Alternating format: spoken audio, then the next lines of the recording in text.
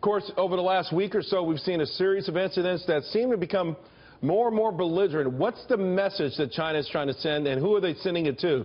President Obama or President-elect Donald Trump? That's a great question, Charles, because there have been plenty of times when the Chinese recently have snubbed not only the United States, but the president personally. Everybody remembers the stairs coming out of the aircraft, and he had to go out the back of Air Force One. The thing with Trump, Trump is a different character. He's an unknown, and I think it would be wise for him to not really come out and give a position right now. He was big on the campaign trail about not telegraphing to your enemies what you would do, or your adversaries what you would do. And I think he should take his own counsel at this point. You know, Naveed, during his press conference today, of course, President Obama was asked about Donald Trump taking that phone call from Taiwan's president. He didn't really rake him over the coals per se, but sort of suggesting with Captain Nash is that maybe start to do some of these things behind the scenes a little bit. Was this a retaliation for that, or just the idea that China, again, feels like they have no obstacles, particularly with the current administration? I think, Charles, it's the former. I don't think this is going to be a pathway to escalation, but clearly we have to respond strongly and firmly, and I don't think the Chinese will want to escalate anything here, but again, this is an unknown quant, as the captain just said. They're trying to figure out what Trump is going to do here, and I think it's a clear message to us. Well, Gordon, you understand the Chinese, and you also, of course, understand your economy better than anyone else.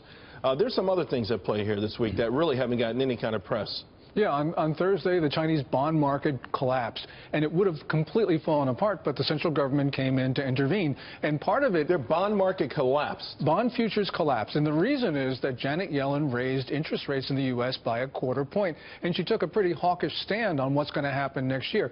Well, you know, China is already fragile. The renminbi is in danger, and so you had more and more money come across the Pacific on Thursday and Friday. So isn't the idea, though, that if our dollar strengthens and it widens the gulf, isn't that to China's advantage? Well, you know, in a sense, for exporters, yes, but their problem is not exports. Well, they do have an export problem, but their real problem is capital flight. Last year, there was something like $911 billion of net capital outflow. This year, we don't know what it's going to be, but it'll be large. And the reason is because the dollar is so strong. People in China are losing real confidence in their own economy, so you have a problem there. And by the way, Gordon, you said that this is part of China's MO because they like to test incoming presidents. It's not the first time they've done something like this. They did this with George W. Bush in April 2001 and with President Obama starting in March 2009. And clearly it was also in the peripheral seas like this incident. Captain Nash, Americans really appreciated Donald Trump taking on, at least verbally saying, straightforward to China, listen, we're not going to take any more of your whatever, okay?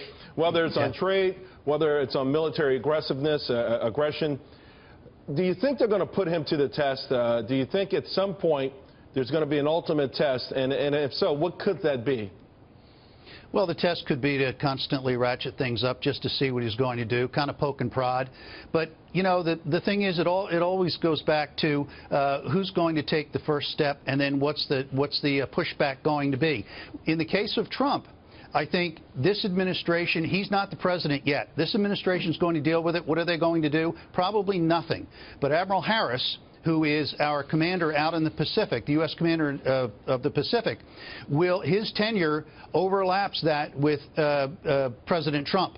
So he's going to have consistency out there, and Admiral Harris has some pretty good ideas of exactly what he sees he needs to do to keep the Chinese in the box. You know, Naveed, in social media and other places, it's a lot of people were quick, at least in the media side, to blame this on Donald Trump's accepting a phone call from a democratically elected president of a sovereign nation. And again, I felt like Barack Obama, to a degree, tried to play that down a little bit. Nevertheless, that's part of the narrative going into the weekend. But let's face it, China, with the man-made island, that happened long before our elections began. The militarization of those islands happened before our elections began. They are saying something to the rest of the world about some form of dominance, perhaps not just in the region. Absolutely, Charles. I mean, the captain just mentioned the PACOM commander.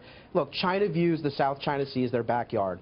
That's been long before President Trump is about to enter the office, and they're just reasserting the fact that, hey, this is what they consider their backyard, and they're not going to just walk away from it. So I don't think that this is just because the president-elect took a phone call from Taiwan, but I do think that they are trying to send a very clear message. And look, Charles, what we need right now is good intelligence. We need to know exactly what that message is, and the president-elect coming in would be well advised to, to make sure that he mends those fences with the Intelligence Committee. Men's what fences? Men's what fences, Naveed? Well, I think that it's really important. We talk about the CIA, and look, I don't want to get into Russia, but I think that it is really important to rely on the good counsel of your unbiased, analyzed intelligence community. And I think that once the president-elect takes office, I'm very hopeful for a lot of positive changes, but the intelligence community is the one who's going to be able to tell the president-elect exactly what China is thinking, what they're saying, and that is a huge thing in a calculus in making the next step. And Gordon, we can't overlook the fragility of the Chinese economy beneath the surface. You've pointed this out. You talked about it for a long time. $1 trillion a year leaving. Obviously, it's the sort of inequality, the massive debt bomb that they've got going on. Russia, when they were really in a tight spot, took Crimea.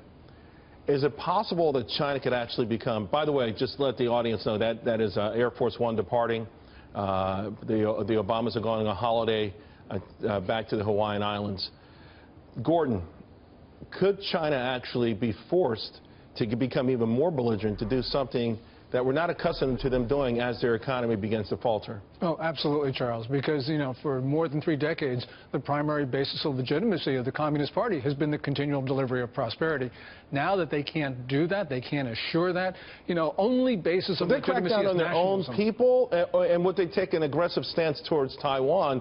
We've always felt, not we, but I've always read that ultimately there might have to be a military solution to that fragile relationship. Well, that's what China says, that they do not take that off the table. And, the United States, the basis of our one China policy has been a peaceful resolution of Taiwan's status, which we say has been unresolved. Once China starts talking about force, once they move in that direction, the whole basis of this relationship with Beijing just goes down the drain. Yeah. Gentlemen, thank you all three very much. Have a fantastic week, and I do